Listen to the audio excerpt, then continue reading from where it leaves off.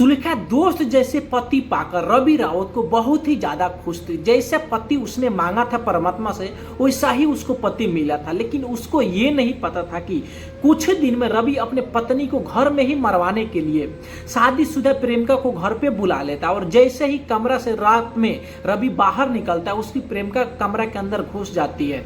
उसके बाद उसके ऊपर दनादन हथियार से वार कर देती है। फिर सुलेखा चीखने और चिल्लाने लग जाती है। नमस्कार दोस्तों, आज एक और नई घटना की कहानी बताने जा रहा है जिसे सुनने के बाद आप भी सोचने और समझने पर मजबूर हो जाएंगे। रवि रावत बिहार के जिला गया के थाना मुफस्सिल क्षेत्र में आने वाले शहीद ईश्वर चौधरी हाट स्थित मोहल्ला कुर्मी टोला के रहने वाला था। उसका पिता श्याम सुंदर कपड़े का व्यापारी थे। गया में उनका काफी बड़ा कारोबार था जो बहुत ही अच्छा चल रहा था। इससे अच्छी कमाई होती थी। श्याम सुंदर रावत के 3 बेटे थे, रवि, विकी और शुकर।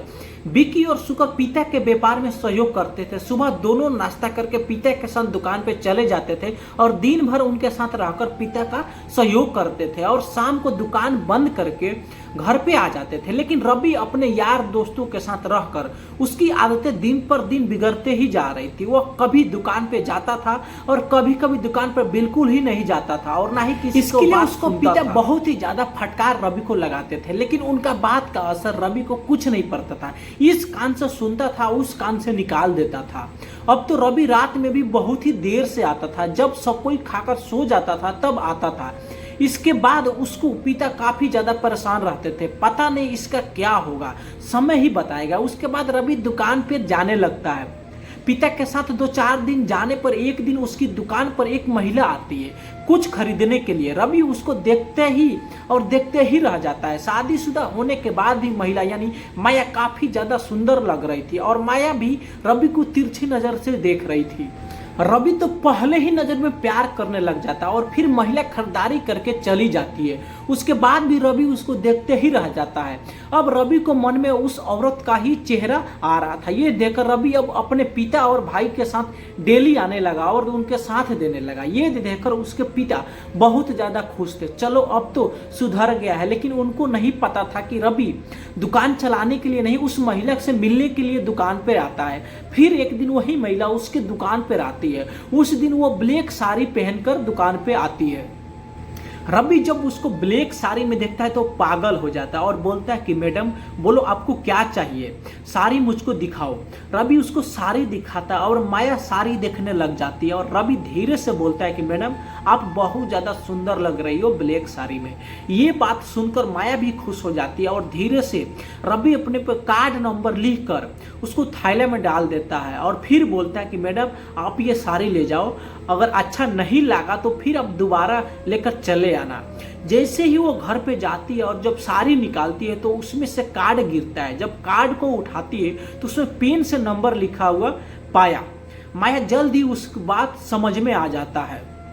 शाम होने का इंतजार करने लग जाती है और जैसे ही शाम होता है उस नंबर पे कॉल करती है और रवि भी माया का फोन का इंतजार कर रहा था। जैसे ही फोन आता है और पूछता है कि कौन, तो पहले तो माया उसको नाम नहीं बताती है लेकिन बाद में अपना सब कुछ बता देती है। ये बात सुनकर रवि बहुत ही ज़्यादा खुश हो जाता है। आपको बता दूं कि माया शादीशुदा थी। उसका 1 लड़की और 2 लड़का था।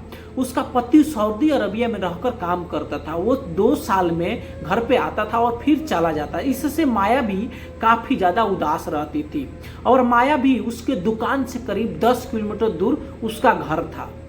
अभी दोनों फोन से बातचीत करना शुरू कर देते और लंबी लंबी बातें होती थी। अब रवि अपने दुकान पर जाना बिल्कुल बंद कर देता है। अब माया और रवि इतना ज़्यादा नज़दीकियाँ बढ़ा देते हैं कि कब इन दोनों के बीच शारीरिक संबंध बन जाता है इन दोनों को पता ही नहीं चलता है। जब एक बार शारीरिक संबंध बन गया तो ये रुकने वाला कहाँ है। अब जब भी माया को मौका मिलता था रवि को बुला लेती थी। उसके बाद ये खबर माया के मोहल्ले में फैल चुकी थी लेकिन माया को कुछ फर्क नहीं पड़ने वाला था। मोहल्ला वाला कुछ भी उसके बारे में बात करे और वो अपने आशिक के साथ रंगरलिया जब मन करता था तब उसको बुलाकर मना लेती थी। ये इतना ही नहीं, ये दोनों आपस में शादी करने के लिए भी तैयार हो जाते। रवि इतना ज्यादा माया से प्रभावित हो चुका था कि अब किसी भी हाल में वो माया को छोड़ना नहीं चाहता था। उधर जब रवि बिल्कुल दुकान पे आना बंद कर देता है तो उसके पिता जब उसके बारे में पता लगाते हैं तो पता चलता है कि रवि एक शादीशुदा औरत से बात करता है और उसके साथ शारीरिक संबंध भी बना चुका है, जबकि औरत 3 बच्चों की मां थी। अब श्याम सुंदर को कुछ समझ में नहीं आ रहा था कि वो क्या करे और क्या नहीं करे। बहुत ही सोचने और समझने के बाद वो निर्णय लेते हैं कि अब लगता है कि रवि को शादी करना ही पड़ेगा। शादी होने के बाद वो गलत काम छोड़ देगा और जिम्मेवारी भी आ जाएगी। इसीलिए उसके पिता लड़की को तलाशने लग जाते हैं। उसके बाद उसका पिता एक लड़की को पसंद कर लेते हैं। वो पढ़ी लिखी थी, सुंदर थी और अच्छी घर की थी।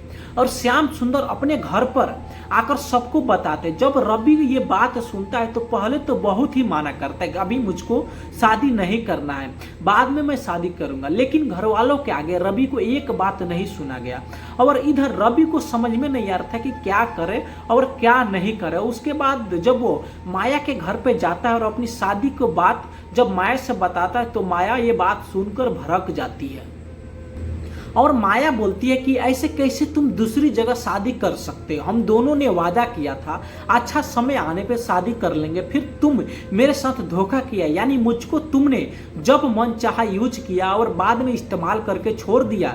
तुमने मुझको समझ क्या रखा है?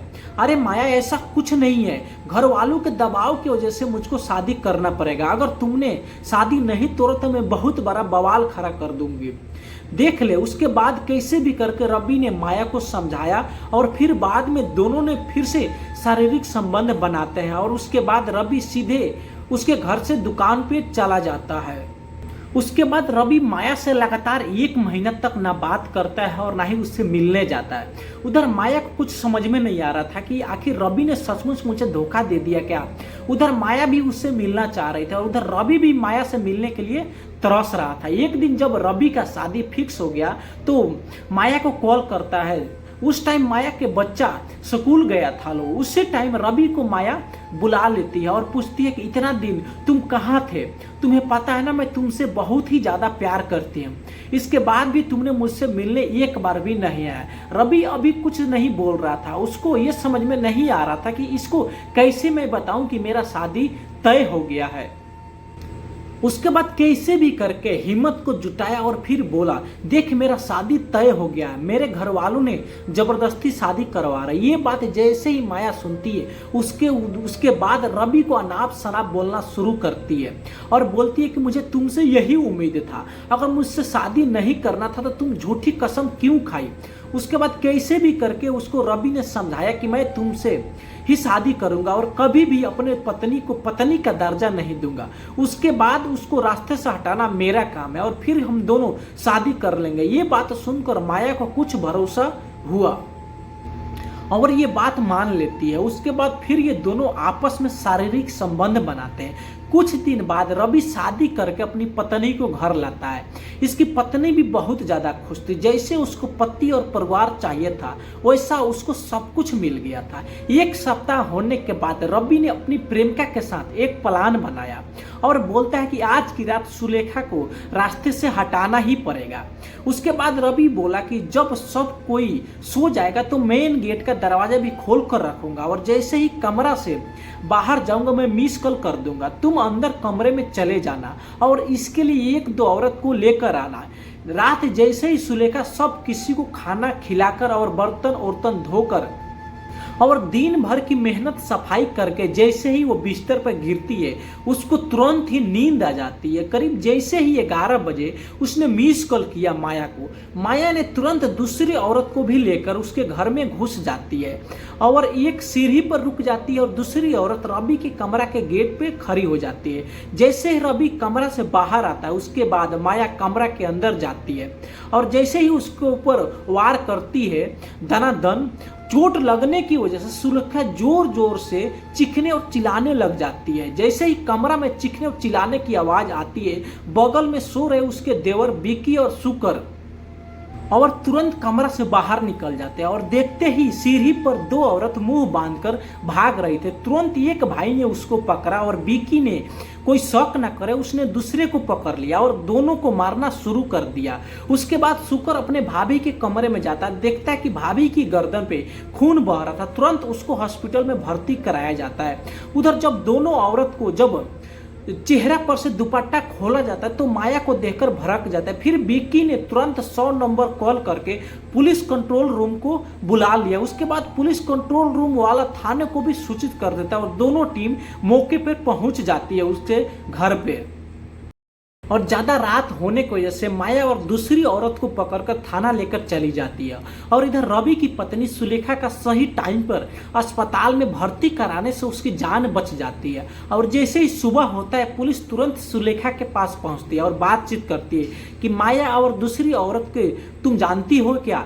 उसके बाद सुलेखा बोलती है कि नहीं सर, इन दोनों को मैंने तो कभी देखा भी नहीं हूँ और मुझे अभी तक कुछ समझ में नहीं आ रहा है कि आखिर औरत ने मेरी जान क्यों ले रही थी। अभी तक मैं तो कुछ सोचने और समझने पर भी मजबूर हूँ। उसके बाद फिर पुलिस जब माया के पास जाती है और बोलती है कि देख माया, अगर तूने सच सच मुझे नहीं बताया सुलेखा की जान क्यों ले रही थी, मैं तुम्हें जेल जाने से बचा लूंगा। उसके बाद माया पूरा का पूरा कहानी बता दिया। उधर थाना प्रभारी जब बोलते हैं कि जाओ अस्पताल, तुम रवि को बुलाकर लाओ। जब पुलिस वाला अस्पताल जाता है और पूछता है कि रवि कहाँ है, तो वो लोग बोलते हैं घर पर होगा। जब पुलिस उसके घर पे जाती है और फिर बात उसके पिताजी से पूछती है तो घर पे नहीं है। उसके बाद पुलिस वापस लौटकर थाना प्रभारी के ये बात बता देता है। अब थाना प्रभारी को भी समझ में आ चुका था कि माया ने बताया वो सब कुछ सही सही बताया है। उसके बाद 4 महीनों तक पुलिस रवि को खोजती रहती है और रवि इधर उधर छुप रहा था। आखिरकार रवि ने गया स्टेशन पर वेटिंग हॉल में बैठा था, तभी पुलिस को जानकारी मिलती है और पुलिस उसको वहां से गिरफ्तार करके थाना लाती है। पहले ही माया को जेल भेज दिया गया था। उसके बाद फिर रवि को कोर्ट में पेश किया जाता है और फिर वहां से रवि को भी जेल भेज दिया जाता है।